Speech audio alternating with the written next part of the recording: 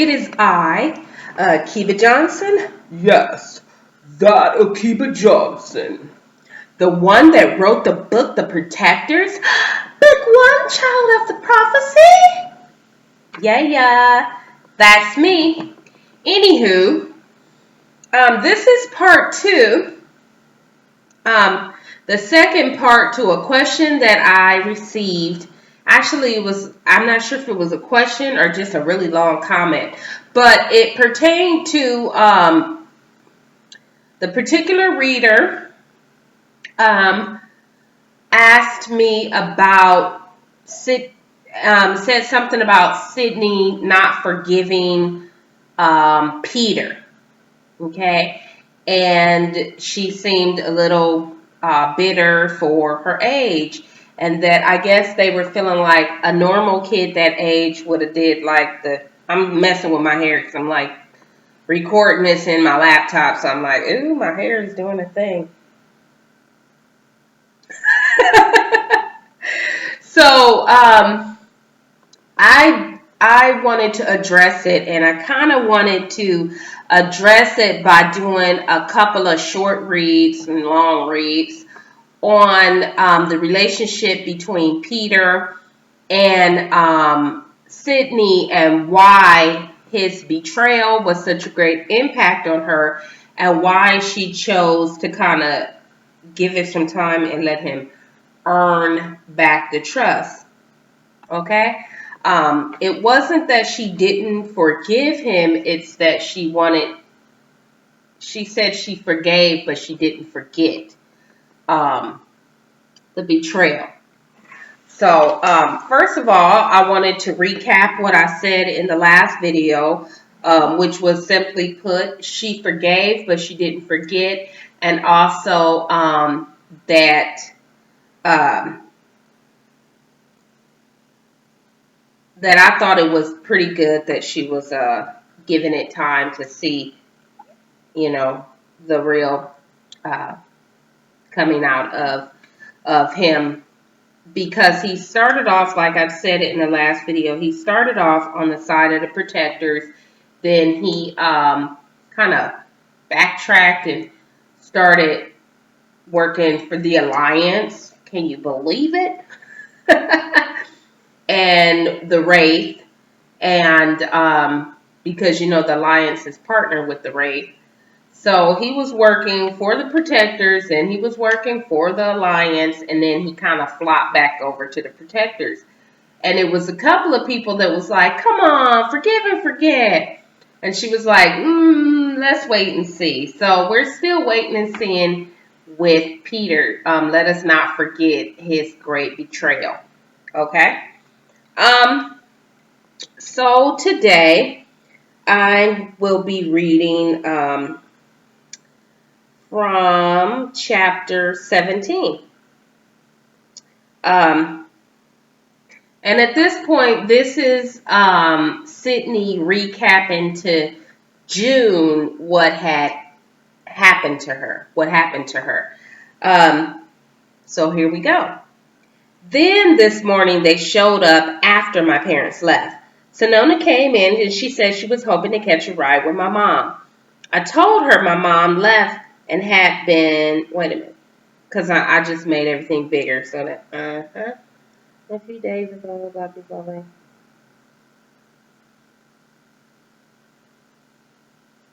Hold on, because I just lost my page. I started moving stuff around on the tablet, which is actually a great feature, but you shouldn't do it while you read out loud on video. But,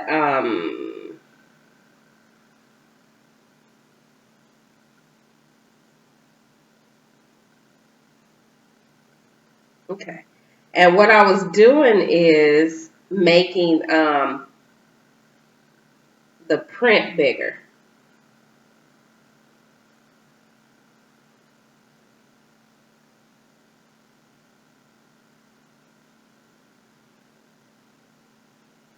Okay. Sonona came in and said she was hoping to catch a ride with my mom. I told her my mom left, had been called in early, so she said She called Peter to pick her up because it was too far to ride her bike. She said she was sore. We hung out and I actually made her some breakfast. We had eggs and waffles. In the middle of eating, Peter came. He didn't knock, he just walked in and the shadows came in too. It was like a dark cloud rolling in, bringing despair, fear, and pain. I looked at Sonona and she was smiling. Then she said, I thought you were the bringer of hope. You look hopeless to me.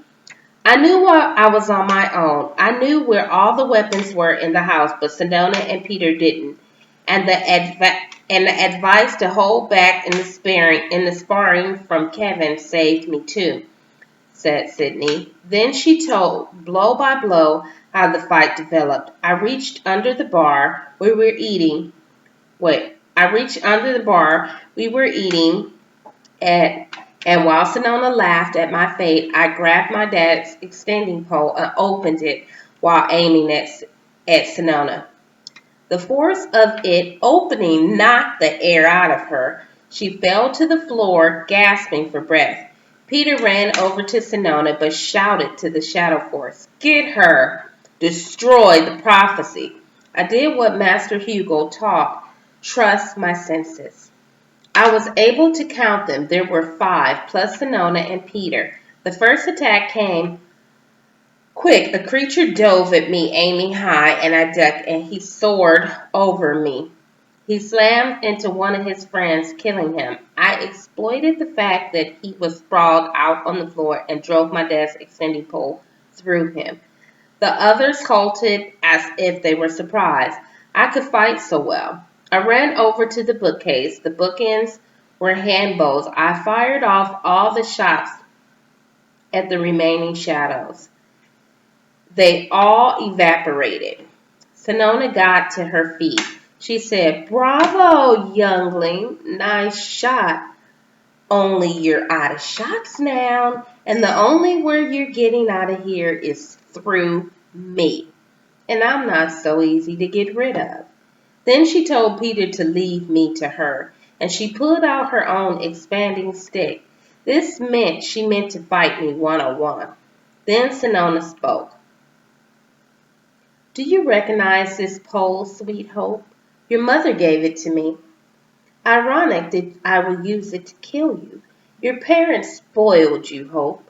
You think you're more than you are. You can't even access your powers yet.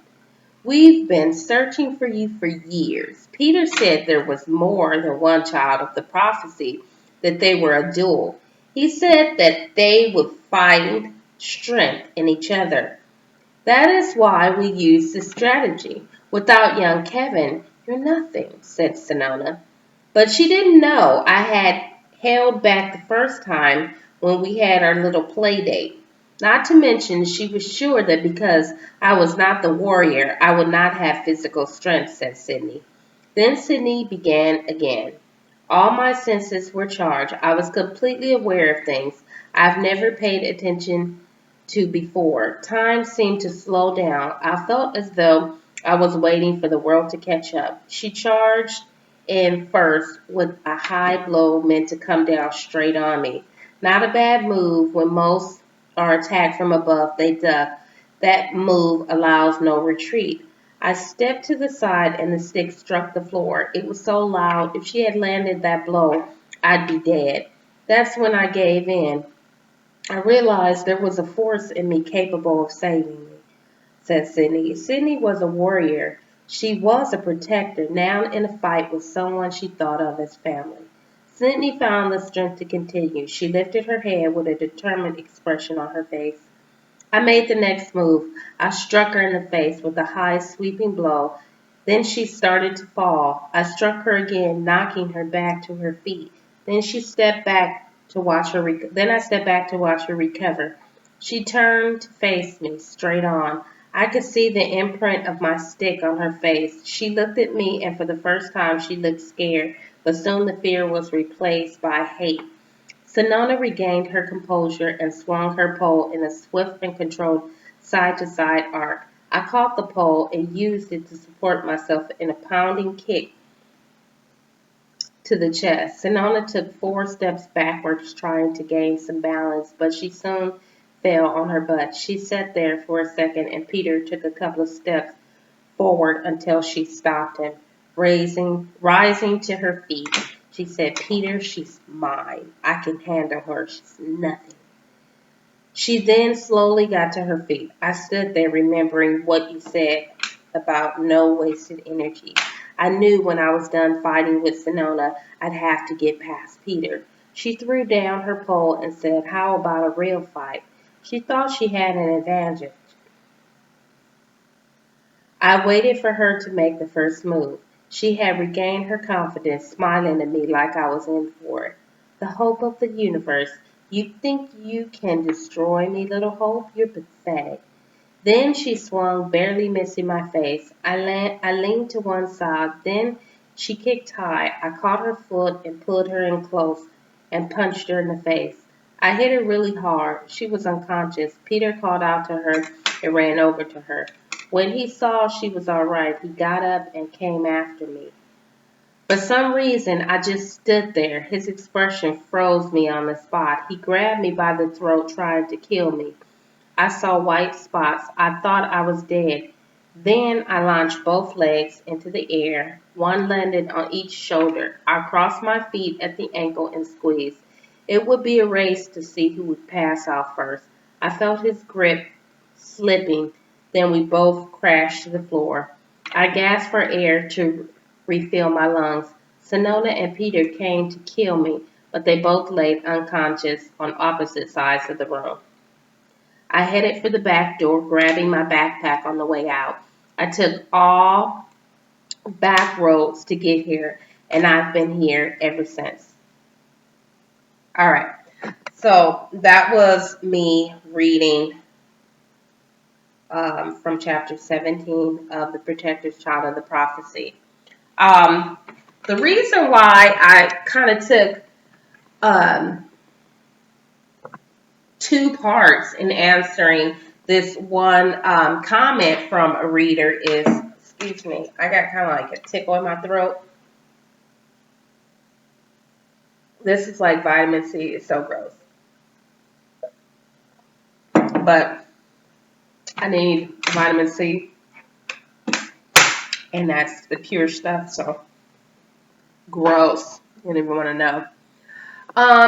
But the reason why I made such a long video on this topic is because I really wanted anybody else who may have had the same mindset in maybe thinking that Sydney came off a little reluctant in her acceptance of Peter.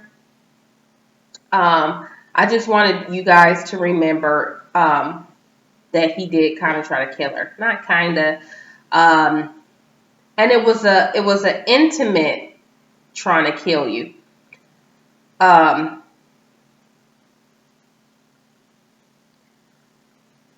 Because it was like hand-to-hand combat for somebody to like reach their hands around your throat and literally try to strangle you to death. She did, she was seeing spots and she thought this was going to be her exit line, They came to kill her that day. And had she not been as strong, the question that you have to ask yourself is, would Peter have actually killed her? Okay, because later on, his regrets are so profound. His regrets are that you wonder what Peter, would he have really did it, would have stopped himself at some point. And the truth is, I'm not sure if he would have squeezed her to unconsciousness and then like stop that shy of death. That question will not be revealed because I don't think he knows. Okay. He doesn't even know. what he would have did. And I think that's why his regrets are so profound and so high, because he doesn't even know, and that kind of scares him. You know, you are truly horrible when the horribleness of yourself scares even you. When you do something so terrible that it scares yourself. Okay, so that's where Peter was in that, and I took two parts and I read from two different parts of the book. In the first video, I read from I mostly read the encounter between Peter and William, and there's even one more that I wanted to read between Peter and William. But I just wanted to share that with you guys really quick, just so that you have an idea and you understand where I was coming from when I had Sydney be like, yeah, I'm going to hold off on that buddy, pal, brother thing for a while, since she did like try to choke me to death. So that is why she didn't run to forgive, because she just was like, you're kind of intense. So there you are. I hope that reading was cool for you. I'm saying a lot. I'm trying to work on that. Anywho, I did hope you enjoyed, said it again. I hope you guys enjoyed my video, and I hope you guys enjoyed the book, The Protector's Child of the Prophecy.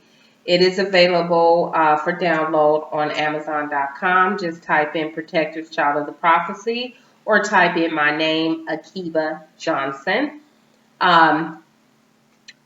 Also, you can find me on Twitter at Akiba Johnson, or Facebook at Akiba Johnson. And as always, you can find me here on YouTube at Akiba Johnson. Thank you so much for watching. Toodaloo!